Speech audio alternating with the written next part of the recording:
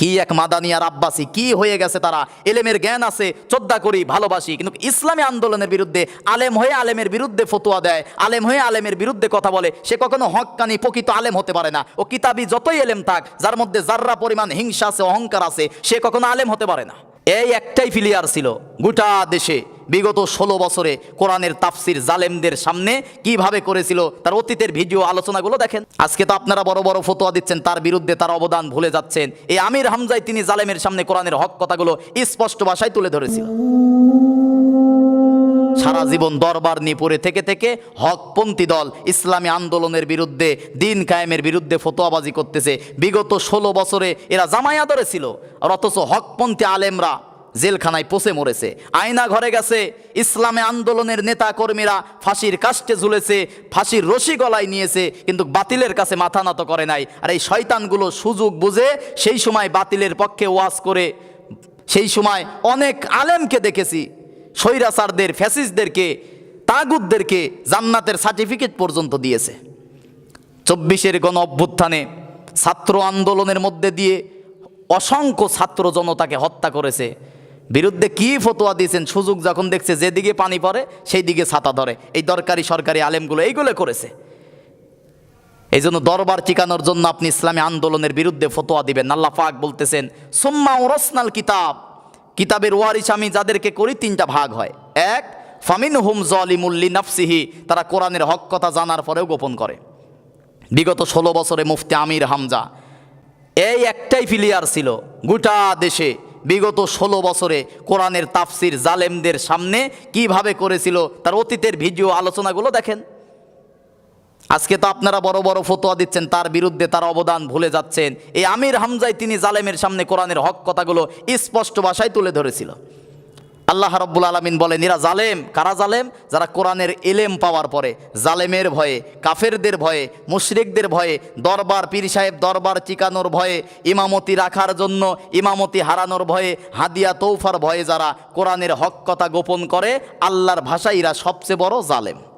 সূরা বাকারার 140 নম্বর আয়াতের শেষের অংশে আল্লাহ পাক বলেন, ওমান আযলামু মিম্মান কাতামা শাহাদাতান ইনদাহু মিনাল্লাহ, নিশ্চয়ই ওমান আজলাম, আজলাম ইসমে তাবজিল, আল্লাহ পাক বলতেছেন যে আমি আল্লাহর কাছে সবচেয়ে বড় জালেম ওই ব্যক্তি, যে ব্যক্তি কোরআনের সত্য, আল্লাহর সত্য সাক্ষ্য পাওয়ার পরেও দুনিয়ার ভয়ে, দুনিয়ার জেল জরিমানার ভয়ে যারা কোরআনের হক কথা গোপন করে, আমি আল্লাহর কাছে সে সবচেয়ে বড় জালেম। কিন্তু মুফতি আমির হামজা গোপন করে নাই, তার বাবার কথা, দাদার কথা বলে নাই। বিগত সময়গুলোতে জালেমের সামনে তিনি কোরআনের হক কথা বলেছে। আজকে যারা এই দরবারি হুজুর আর একটা সরকারি হুজুর, সরকারি হুজুর চেহারা দেখছেন কি তেলতেলা। এই সরকারি হুজুরকে আমরা খুব ভালো করেই চিনি, মেকআপ বক্তা, রেট করে 70-80 হাজার টাকা রেট করার বক্তা। আপনি ধান্দাবাজ এটা কিন্তু জানে। আলেম হিসাবে আপনাদেরকে শ্রদ্ধা করি, ভালোবাসি, কিন্তু বিভেদ তৈরি করবেন না, ইসলামী আন্দোলনের বিরুদ্ধে কথা বলবেন না। এই জমিনে যেভাবে দিন প্রচার করা হচ্ছে, এই জমিনে ইসলামের বিজয় হবে। আপনাদের মতো মুনাফিক আলেম দরকার নাই। যুগে যুগে এরকম ওলামাই সু থাকবে। আল্লাহ রাসূল সাল্লাল্লাহু আলাইহি সাল্লাম বলে গেছে, আফসোসের কিছু নাই, এইগুলাই ওলামাই সু।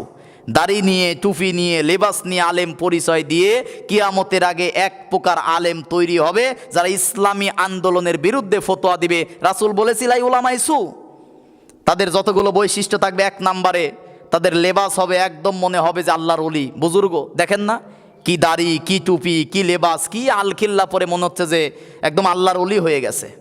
রাসূল বলেছে এদের লেবাস হবে খুব সুন্দর। 2 নম্বর, এদের মুখের কথা হবে খুব মিষ্টি। মাঝে মাঝে এমন কথা বলবে কোরআন হাদিস দিয়ে মনে হবে যে না ইনিই হক, কিন্তু তলে তলে ইনিই বাতিলদের মদদ যোগাবে। জাতির সামনে প্রকাশ হয়ে গেছে। 3 নম্বর, রাসূল বলেছে উলামায়ে সুর বৈশিষ্ট্য কি হবে? তাদের হৃদয়টা হবে বাঘের মতো হিংসুটে। তাকান আজকে তাদের দিকে, কি এক মাদানি আর আব্বাসী, কি হয়ে গেছে তারা।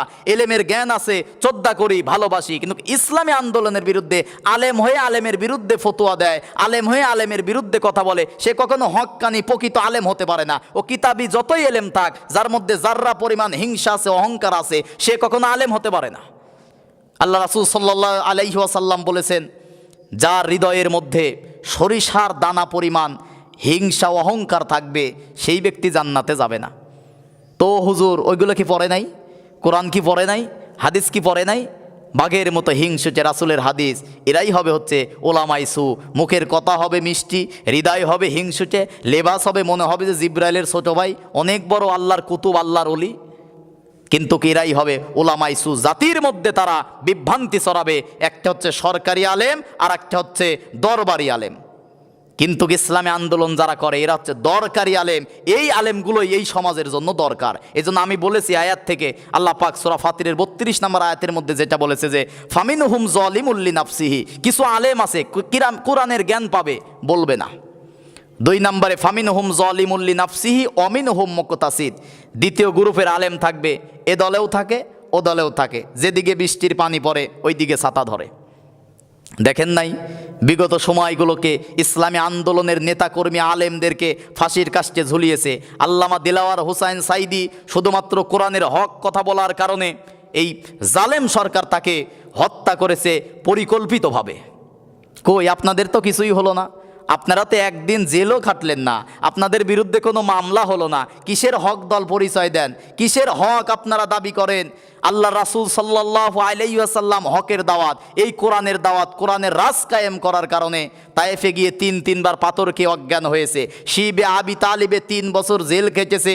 সর্বশেষ আল্লাহ রাসূল সাল্লাল্লাহু আলাইহি ওয়াসাল্লামকে নিজের জন্মভূমি মাতৃভূমি ছেড়ে, মক্কায় ছেড়ে রাতের অন্ধকারে মদিনায় হিজরত করতে হয়েছে শুধুমাত্র কোরআনের রাজ কায়েম করার জন্য। তা আপনি হুজুর দাওয়াত দিচ্ছেন, গোটা জীবন দাওয়াত দিচ্ছেন, আপনার দাওয়াতে কোনো বাধা আসে না, আপনার দাওয়াতে কোনো মামলা হয় না, আপনার বিরুদ্ধে কেউ কথা বলে না, আপনার জীবনে কোনো জেল নাই, কোনো জরিমানা নাই।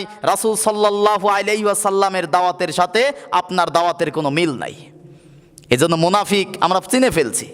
মুনাফিক চিনার জন্য আর এখন ফতোয়া দেওয়া লাগবে না, মাসালা দেওয়া লাগবে না। এ দেশের গাদ্দার কারা চিনে গেছে।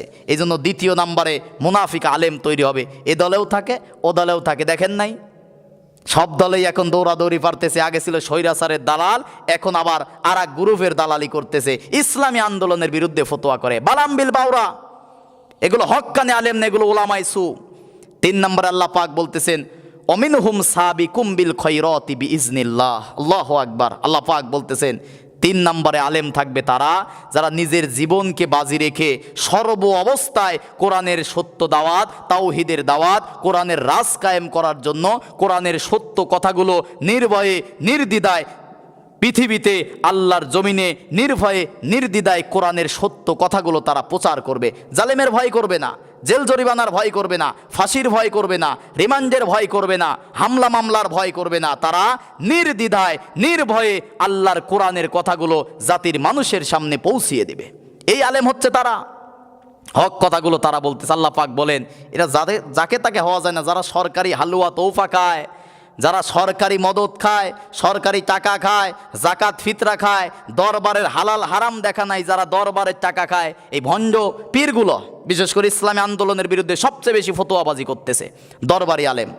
এই আয়াত থেকে আমি 3 প্রকার আলেম বের করেছি। একটা হচ্ছে দরবারি আলেম, এই শয়তানগুলা কোনো কাজ নাই, শুধু পেট আর ভুঁড়ি, দরবার খুলে বসে আছে। একটা দরবারে যদি 20-30 হাজার মুরিদ থাকে, প্রতি মাসে যদি 1000 করে টাকা দেয়, 20-30 হাজার টাকায় বসে বসে খাবে। ও তো ইসলামী আন্দোলনের বিরুদ্ধে কথা বলবে, ও তো জমিনে নাই, আল্লাহর খলিফা হিসাবে কাজ করতেছে না। এরপরে কিছু সরকারি আলেম যখন যে দল আসবে সেই দলের পক্ষে ফতোয়া দিবে। 3 নম্বরে দরকারি আলেম, মুফতি আমির হামজা বলেন। এরপরে আরও যারা হকপন্থী আলেম আছে, ইসলামী আন্দোলন যারা করতেছে, এই আলেমগুলোকেই এই সমাজে সবচেয়ে বেশি দরকার।